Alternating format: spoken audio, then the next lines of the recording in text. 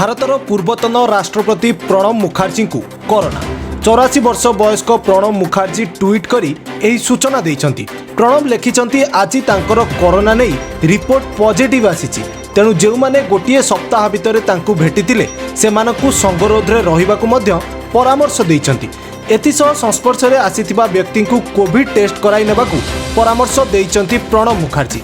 पूर्वरु केंद्र गृहमंत्री अमित शाह, धर्मेंद्र प्रधान, अर्जुन मेघवाल और अमिताभ बच्चन को परिवार भली विशिष्ट लोक माने कोविड रे आक्रांत होइछंती। कोरोना संक्रमण रे विश्व रे भारत तृतीय स्थान रे थिबा बेले शीर्ष रे अमेरिका और ता तळकु ब्राजिल अछि। भारत रे संक्रमण 22 लाख टपी जाइथिबा बेले गत 24 घंटा रे 62,064 जन कोरोना रे आक्रांत होइछंती।